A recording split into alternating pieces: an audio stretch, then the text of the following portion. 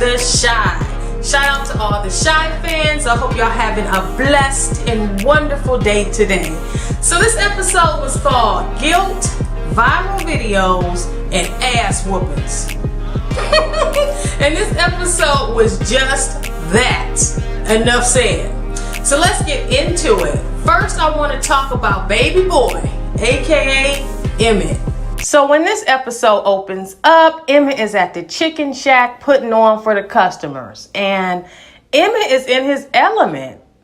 I swear, if our young black men were afforded more opportunities, can you imagine how this would nourish their sense of pride and ambition? They would strive for something great, more than what's usually presented to them. But that's the last thing some of these people want to happen. Stay woke, y'all. Stay woke. Child support is eating that ass up, though. But Emmett ain't no dummy. It's more than what he would be bringing home, running around here hustling. He ain't no dummy.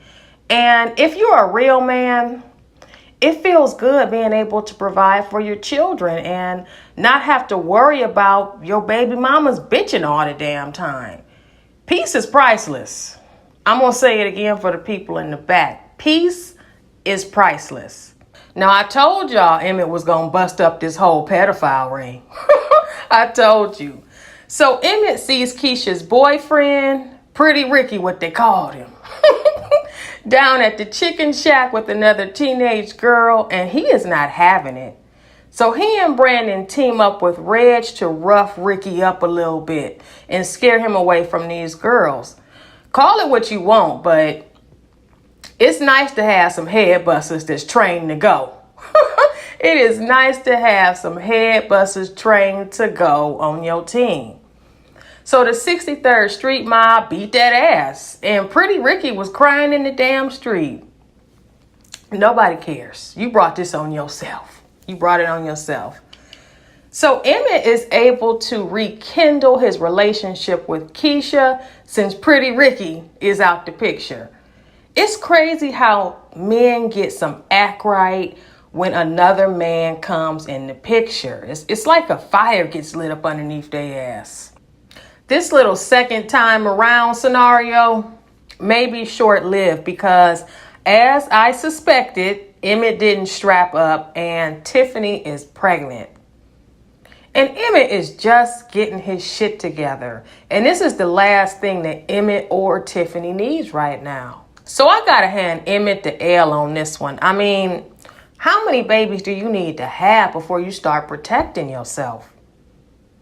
You got 3 baby mothers as is. You barely making ends meet. What is it gonna take? A disease to get you to strap up? Probably not, because that don't stop half of these ninjas out here. It really don't. It really don't.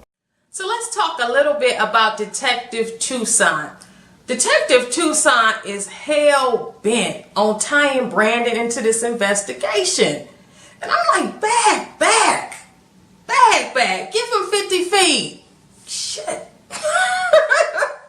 Detective Toussaint knows Brandon has a lot to lose, so she is relying on Brandon to snitch. And that doesn't sit well with me, y'all, for several reasons. Mainly because if Brandon does not cooperate, she could potentially get him in a lot of trouble.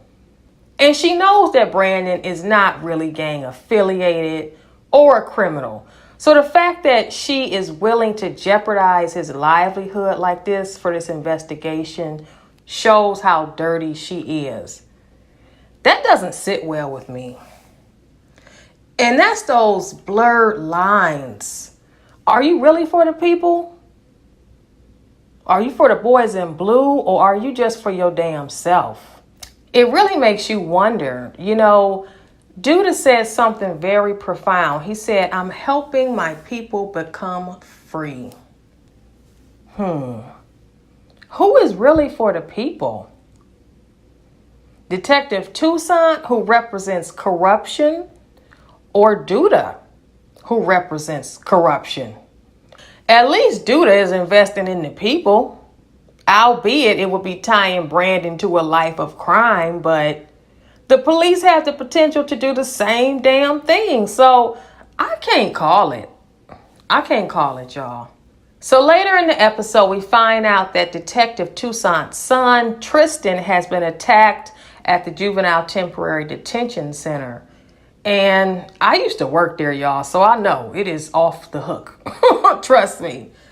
I think this might send Toussaint over the edge. And if we thought her tactics were too brutal before, I can only imagine what is going to happen now. So next I want to talk a little bit about Detective Cruz. Detective Cruz needs some separation from his occupation. So in this episode, we find out that being a homicide detective has truly broken Detective Cruz. He has a lot to feel guilty about. He was a willing participant in the cover-up of a black man's murder about 10 or so years ago. And now he's had to oversee the cases of 2 young black men's homicides, and he was partially at fault in one of them. And on top of that, he is the reason why the perpetrator was not convicted. And that is a heavy cross to bear. It sounds like Cruz needs a vacation and a new career altogether. For real, for real. However, I do think we need more people like Cruz in the police force. Do you realize how many cops have gone through similar situations and don't lose a wink of sleep? So the fact that he's convicted about these situations, it means that he really does take his job seriously. We need more people like him. So next, let's talk about the kids. Kevin's mama lit that ass up after school. It's all right, man. It happens to the best of us, Kev. So Malcolm snitched on Kevin. His mama probably lit that ass up just like Kevin's mama did. You know how the black mamas do. Kevin had it coming. You know, black kids can't curse their mamas and live to tell the tale. Okay? For real, Kevin needs to start making better choices. Jake is partially to blame for putting the weed in his book bag, but nobody told you to start selling it.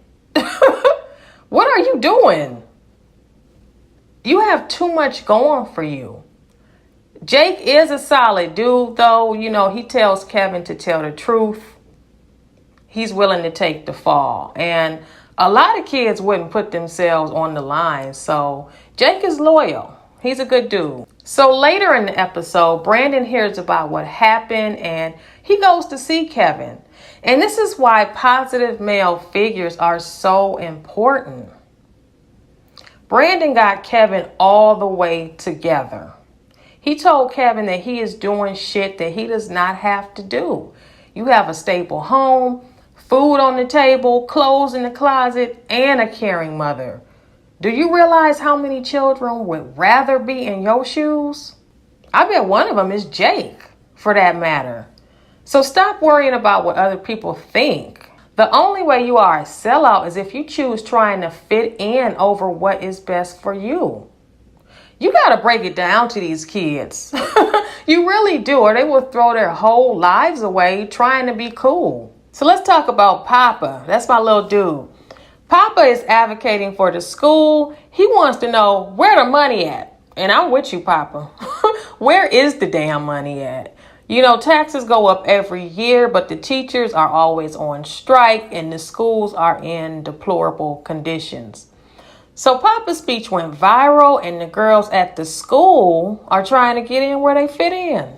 I see you, Papa.